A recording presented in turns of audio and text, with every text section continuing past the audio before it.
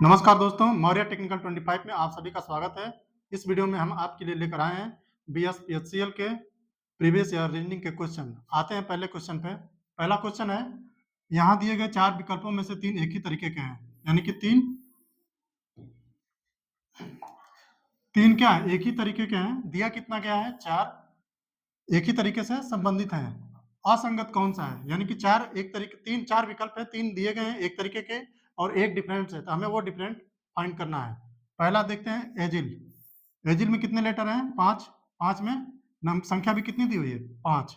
Slow, slow में कितने letter हैं, 4, लेकिन संख्या कितनी दी हुई है, 3। निम्बल, निम्बल में कितने लेटर हैं, 6, संख्या भी दी हुई है 6। कनिंग, कनिंग में कितने लेटर हैं, 7, संख्या भी दी हुई है 7। तो हम अगर ध्यान से देखें तो जितने लेटर उतनी संख्या, जितने लेटर उतनी संख्या, जितने लेटर उतनी संख्या, लेकिन यहाँ पे लेटर की संख्या ज्यादा है और नंबर कम है, तो ये क्या हो जाएगा, हमारा डिफरेंट हो जाएगा। 3 एक तरह के और ये डिफरेंट, तो आंसर क्या हो जाएगा, बी। अगले क्वेश्चन दिया है कि वर्तमान समय में निखिल की उम्र गौरव की उम्र की आधी है, यानी कि एक निखिल है और एक गौरव। इनमें क्या दिया है कि निखिल की उम्र गौरव की उम्र की आधी है, यानी कि निखिल 1 है तो गौरव 2 है, यानी कि गौरव 2 है तो निखिल 1 है। आगे दिया है गौरव की उम्र तेजल की उम्र की 1/4 है, यानी कि यहाँ जो गौरव है, यानी कि ये एक अलग रेशियो है, यहाँ पे तीसरा एक और आ जा रहा है तेजल, तो इसको हम क्या करेंगे, अलग रेशियो लेंगे। तो यहाँ दिया है कि गौरव की उम्र तेजल की उम्र की 1/4 है, यानी कि तेजल की जब 4 होगी तो गौरव की कितना हो जाएगी, 1। दिया है तेजल, जो तेजल है वो कितना है, 80 साल का है, इसकी उम्र कितना दिया है, 80 साल का है। तो निखिल की वर्तमान आयु, यानी कि हमें निखिल की वर्तमान आयु फाइंड करना है। ऐसे सवाल में जब 2 रेशियो अलग अलग दिए हो तो हमें क्या करना है, और उसमें एक कॉमन दिया हो, ये क्या है, कॉमन है, ये गौरव कॉमन है, तो उसका हम पहले एक कॉमन रेशियो फाइंड कर लेंगे, उसके बाद हमें ये सवाल आसानी से हो जाएगा। देखते हैं कॉमन रेशियो कैसे निकलता है। सबसे पहले हम क्या लिख लेंगे, निखिल को लिख लेंगे, जो कॉमन होगा उसको क्या कर लेंगे, बीच में लिख लेंगे गौरव, गौरव कॉमन है इसमें भी और इसमें भी, और उसके बाद तेजल, फिर दोनों का रेशियो लिख लेंगे 1 और 2, इसका रेशियो यही है। और लेकिन जब इसका रेशियो लिखना होगा तो जो कॉमन है उसके नीचे वही लिखेंगे और बाकी जो दूसरा है उसको उसके नीचे लिख देंगे। अब इसको हमें निकालने के लिए, कॉमन रेशियो निकालने के लिए क्या करेंगे, जो बीच में जो कॉमन है इसका ऊपर का नीचे और नीचे का ऊपर में मल्टीप्लाई कर देंगे, यानी कि जो ये 1 है उसका इसमें मल्टीप्लाई हो जाएगा और इसमें भी मल्टीप्लाई हो जाएगा, तो यहाँ पे क्या आ जाएगा 1 और यहाँ आ जाएगा 2, और यहाँ जब मल्टीप्लाई करेंगे तो 2 ऑलरेडी से है, इसको 2 बार नहीं लिखेंगे, एक ही बार रहेगा, और उसके बाद जब इसमें मल्टीप्लाई करेंगे तो ये क्या हो जाएगा 8। तो हमारा निखिल, गौरव और तेजल तीनों का एक कॉमन रेशियो मिल गया है, लेकिन यहाँ पे क्या दे रहा है रेशियो में, जो गौरव, अरे सॉरी, तेजल का जो उम्र दे रहा है वो क्या दे रहा है, 8 साल, लेकिन हमारा दिया क्या गया है यहाँ पे 80, तो 8 की वैल्यू कितनी दी गई है, 80, यानी कि ये कितने के मल्टीपल पे है, यानी कि 10 के मल्टीपल पे है, तो ये कितना हो जाएगा 80। तो उसी प्रकार निखिल भी 10 के मल्टीपल पे हो जाएगा, तो 10 का मल्टीप्लाई हो जाएगा, तो यहाँ पे आंसर क्या आ जाएगा 10, तो निखिल की एज कितना आ जाएगी 10, आंसर 10 देख लेंगे किसमें है, हाँ डी, तो आंसर क्या हो जाएगा डी। नेक्स्ट क्वेश्चन है, बहुत सारा लिखा हुआ है, क्वेश्चन का मतलब यही है कि एक जो समानुपात का चिन्ह दे दिया है और उसके एक तरफ संबंधे का चिन्ह है, फिर दूसरी तरफ भी है, यानी कि यहाँ पे जो रेशियो है, यानी कि जो संबंध है, ईमानदार में जो संबंध है, ईमानदार और न्याय संगत का जो संबंध है, उसी प्रकार यहाँ पे जो आने वाला वर्ड है इच्छा के साथ होना चाहिए। तो पहले हम संबंध को देख लेते हैं कि कैसा संबंध है। ईमानदार क्या है, न्याय संगत है, यानी कि जो व्यक्ति ईमानदार है वो क्या होता है, ज्यादातर न्यायी होता है, यानी कि वो न्याय संगत, न्याय की बातें करता है, तो यह एक तरह से क्या है, सिनोनिम्स है, सिनोनिम्स यानी कि समानार्थी शब्द। तो उसी प्रकार इच्छा, इच्छा को इंग्लिश में क्या बोलेंगे, विल, तो विल का क्या हो जाएगा, एस्पायरेशन, यानी कि इच्छा की क्या होगी, अभिलाषा, आपको पूछा जाता है कि आपकी अभिलाषा क्या है, इच्छा क्या है, तो ये क्या हो जाएगा, विल का क्या हो जाएगा, एस्पायरेशन।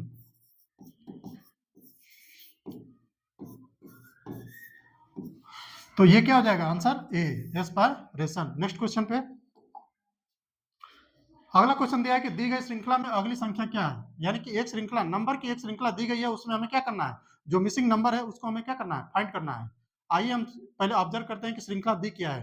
पहला क्वेश्चन, पहला जो श्रृंखला का जो नंबर है वो क्या है 25, तो इसका देखेंगे कि जो अगला जो नंबर है, इससे ये कैसा, पिछले नंबर से जो अगला कैसे रिलेट होकर आगे बढ़ रहा है, तो उसको जानकारी के लिए हमें क्या करना है, सबसे पहले हम इन दोनों दो नंबरों का अंतर निकालते हैं। पहले और दूसरे का अंतर कितना हो जाएगा, 4, 9 में से 5 4 और 2 से 2 कुछ नहीं बचा। उसी प्रकार हम दूसरे और तीसरे का अंतर निकालेंगे, तो इसमें कितना आ जाएगा, 15 में से 9 जा 6 और 3 में से 2 जा 1। उसी प्रकार चौथे और तीसरे और चौथे में से, तो यहाँ पे 9 में से 5 जा 4, 10 में से 4 जा 6। तो पहले हम जो भी अंतर निकालेंगे तो उसको हम क्या करेंगे, ऑब्जर्व करेंगे। तो ऑब्जर्व करके देखेंगे तो इस अंतर में क्या है, एक रिलेशन हमें मिल रहा है। क्या मिल रहा है, जो 4 है, 4 में अगर 4 का मल्टीप्लाई कर दे रहे हैं तो 16 हमें प्राप्त हो जा रहा है। उसी प्रकार अगर 16 में हम 4 का मल्टीप्लाई कर दे रहे हैं तो क्या हो जा रहा है, 64 प्राप्त हो जा रहा है। यानी कि यहाँ जो अंतर, यहाँ जो नंबर है और उसमें अगर हमें अंतर पिछले वाले नंबर से प्राप्त करना है तो इस नंबर में हमें क्या करना है, 4 से मल्टीप्लाई करना पड़ेगा।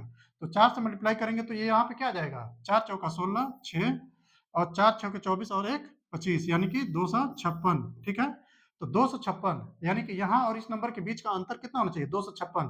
तो इस नंबर को हमें प्राप्त करने के लिए क्या करना पड़ेगा, पिछली संख्या में यानी कि जो 106 दे रखा है उसमें हमें क्या करना है, 256 को ऐड कर देना पड़ेगा। तो हमें क्या प्राप्त, जो मिसिंग नंबर है उसे प्राप्त हो जाएगा। तो यहाँ क्या होना चाहिए, 106 है, क्या हो गया 106 और उसमें 256 जोड़ देंगे तो कितना हो जाएगा, 9 6 15 5 1 6 2 1 3, यानी कि 365। तो ऑप्शन क्या हो गया, 365, यानी कि डी ऑप्शन सही हो जाएगा। अगला क्वेश्चन है, एक आकृति दी हुई है, निम्नलिखित आकृति में कितने आयत है। यानी कि एक आकृति दी हुई है और उसमें हमें आयत फाइंड करना है। तो सबसे पहले हम आयत की डिफिनेशन जान लेंगे। आयत क्या होता है, एक तरह का चतुर्भुज होता है। चतुर्भुज क्या होता है, जो 4 भुजाओं से घिरी हुई आकृति होती है उसको चतुर्भुज कहते हैं। तो चतुर्भुज के कई सारे प्रकार होते हैं, उसमें क्या है, एक आयत है। और तो आयत कितना है, एक तरह से देखा जाए तो इसमें चतुर्भुज हमें फाइंड करना है। तो चतुर्भुज कितने हैं, सबसे पहले चतुर्भुज देख लेंगे कितना है, 1 2 और एक क्या है, ये वाली बड़ी वाली 3, 3 चतुर्भुज है। और ध्यान से देखा जाए तो एक ये भी चतुर्भुज है, 4 भुजाओं से घिरी हुई आकृति 4, यानी कि 4 चतुर्भुज है। लेकिन हमें 4 भुजाओं से घिरी हुई आकृति फाइंड करनी है, लेकिन क्या होनी चाहिए, आयत। तो आयत का डिफिनेशन क्या होना चाहिए, आयत,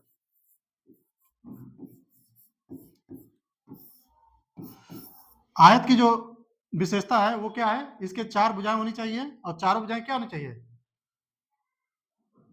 चारों भुजाएं आमने, चारों भुजाओं में क्या आमने सामने की भुजाएं क्या होनी चाहिए, समानांतर। ठीक है, समानांतर। दूसरा क्या होगा, आमने सामने की भुजाएं बराबर, यानी कि जो भुजा है आमने सामने की वो क्या होनी चाहिए, बराबर। ठीक है, ये मान लीजिए क्या है, तो ये और ये बराबर और फिर ये और ये बराबर होनी चाहिए। फिर तीसरा क्या है, जो इसका एक जो सारे कोण क्या होना चाहिए, 90 अंश का होना चाहिए। ठीक है, 90 अंश। चौथा क्या होना चाहिए, जो डायगोनल है, डायगोनल क्या है, समद्विभाजित, यानी कि ये इसके बराबर और ये इसके बराबर समद्विभाजित होनी चाहिए। पांचवा क्या हो जाएगा, डायगोनल भी बराबर होना चाहिए, यानी कि ये जो मान लीजिए कि D1 है ये और ये D2, तो ये क्या होना चाहिए, D1 इक्वल टू D2। तो ये कुछ क्या है, बेसिक प्रॉपर्टी है, यानी कि विशेषता है आयत की। तो हम देख लेते हैं इसमें क्या है। पहला क्या है, एक ये मिल गया है हमको, 4 भुजाओं से घिरी हुई, आमने सामने की भुजाएं बराबर, समानांतर, 90 अंश। ठीक, उसी प्रकार ये है और ये, तो टोटल कितना हो जाएगा, 3। तो आंसर क्या हो जाएगा, सी। अगला सवाल बहुत सारा लिखा हुआ है, सीधा सीधा देख दिया है कि क्या है, एक बीच में संबंध समानुपात का चिन्ह है और इधर एक संबंध दिया हुआ है, और उसी प्रकार जो संबंध इधर है वैसे ही इधर भी हमें क्या करना है, फाइंड करना है। तो यहाँ देख लेंगे, पहला संबंध क्या दिया हुआ है, त्रिस का देखा फोबिया, त्रि का मतलब 3, डेका का मतलब 10, यानी कि 3 10 13, 13 और फोबिया का मतलब क्या होता है, डर। फोबिया का मतलब डर, 13 से जो डर है उसको क्या बोलेंगे, त्रि इसका डेका फोबिया, यहाँ ट्रांसलेशन है डेकाफोबिया। ठीक है, तो 13। उसी प्रकार हेमेटोफोबिया, हेमेटोफोबिया, हेमेटो क्या होता है, एक्चुअली में हेमेटो को अगर देखा जाए तो ये क्या होता है, हीमोग्लोबिन,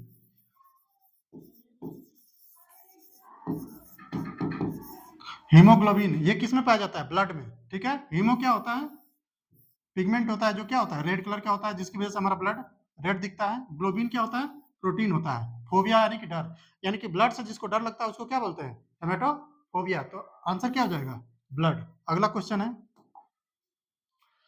दिया है कि चित्र में दिए, चित्र में एक व्यक्ति की ओर इशारा करते हुए सुजाता ने कहा। सिंपल सा सवाल है कि एक चित्र दिया हुआ है, इसमें एक व्यक्ति की तस्वीर बनी हुई है। ठीक है, यहाँ कोई महिला है सुजाता, उसने इस तरह इशारा करते हुए कहा, क्या कहा, वह मेरे पति का पति के ब्रदर इन लॉ है, कि यानी कि ये जो व्यक्ति है, ये यहाँ जो सुजाता के जो हस्बैंड है उनकी क्या है, ये ब्रदर इन लॉ है, brother in law. Brother in law को इंग्लिश हिंदी में क्या बोलेंगे, साला, या फिर जीजा, जो भी रिश्ते में जीजा लगे या फिर साला लगे वो ब्रदर इन लॉ। फिर आगे दे रखा है कि मेरे पति की कोई बहन नहीं है, यानी कि ये जो हस्बैंड है इनका कोई क्या है, सिस्टर नहीं है। अगर सिस्टर भी होती तो इसका भी क्या होता है, हस्बैंड अगर होता तो वो क्या हो जाएगा, वो भी ब्रदर इन लॉ हो जाता, लेकिन ये है नहीं तो ये पहले से क्या हो जाएगा, कैंसिल हो जाएगा। और क्या है, तो इसका मतलब अब इसका साला सिर्फ साला ही जो होगा वही इस डायग्राम में होगा, तो क्या हो जाएगा, सुजाता का ये क्या हो जाएगा, भाई हो जाएगा। सुजाता का अगर भाई रहेगा तभी तो उसके हस्बैंड का साला लगेगा।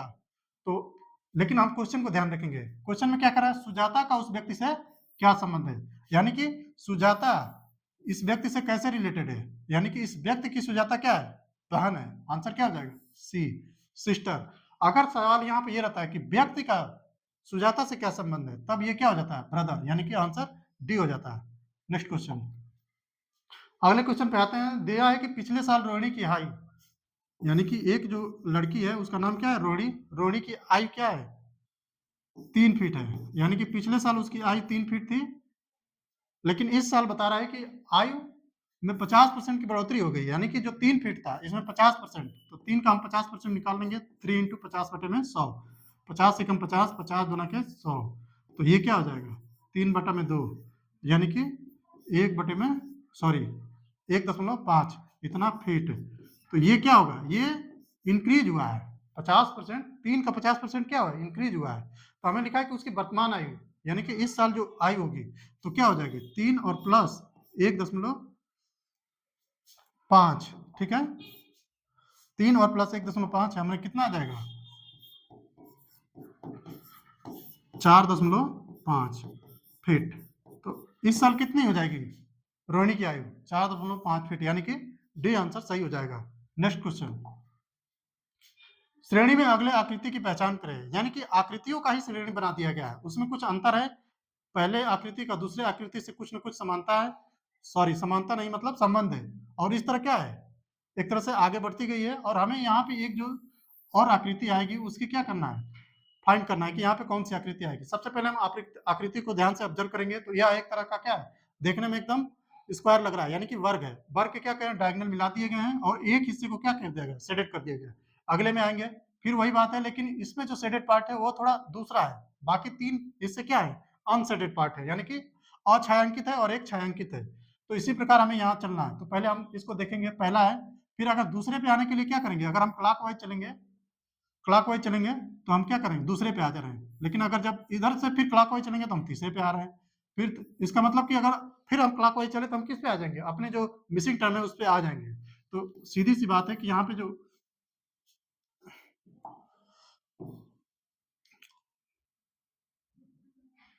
यहाँ पे क्या है, सीधी से क्या हो जाएगा, यहाँ पे जो शेडेड पार्ट है वो यहाँ आ जाएगा, तो ये हमारा क्या आंसर आ जाएगा, डी, आंसर क्या हो जाएगा, D. Next question, next question दिया है कि नेक्स्ट क्वेश्चन में क्या है, सोनम और नीलू 2 लड़कियां हैं, लड़कियों के नाम होते हैं सोनम और नीलू, उनके जो क्या है, एक निश्चित अनुपात में खर्च करती है, यानी कि एक जो अमाउंट है, यानी कि एक जो टोटल, मान लीजिए कि 100 रुपया है, तो सोनम क्या कितना खर्च कर रही है, मान लीजिए कि 100 रुपया है तो सोनम अगर 75 रुपया खर्च कर रही है तो नीलू कितना कर रही है, 25 रुपया। उसी प्रकार यहाँ पे रेशियो में दिया हुआ है कि एक कोई फिक्स अमाउंट है तो उनका रेशियो क्या है, 26 और 24। लिखा है कि नीलू का खर्च यदि सोनम के खर्च से 10,000 रुपये कम है, यानी कि नीलू कम खर्च कर रही है, कितना, सोनम से 10,000 रुपये, तो पूछ रहा है कि नीलू का टोटल खर्च कितना होगा, यानी कि नीलू टोटल कितना खर्च करेगी। तो हम सीधा सीधा देख लेंगे, इनके जो खर्च का रेशियो क्या है, 26 इंटू 24, तो इनके अंतर को हम पहले देख लेंगे, अंतर कितना है, 2 का, लेकिन यहाँ पे जो हमारा अंतर दिया है वो कितना दिया है, 10,000, तो जब 2 की वैल्यू अगर 10,000 दी गई है तो 1 की कितनी हो जाएगी, 1 की वैल्यू हो जाएगी 2 का भाग हो जाएगा, तो यानी कि 5,000, तो 5,000 हो जाएगा। तो जब 1 की वैल्यू 5,000 तो 24 की वैल्यू कितनी हो जाएगी, यानी कि इसमें क्या होगा, 5,000 का मल्टीप्लाई हो जाएगा, जब 5,000 का मल्टीप्लाई हो जाएगा तो फिर क्या हो जाएगा, 3 जीरो हो जाएंगे और एक 5 चौका 20 और 5 दूना 10 दू 12, यानी कि 1,20,000। टोटल जो नीलू खर्च करेगी वो कितना करेगी? 1,20,000। 1,20,000 आंसर डी, यानी कि डी ऑप्शन सही हो जाएगा। Thank you.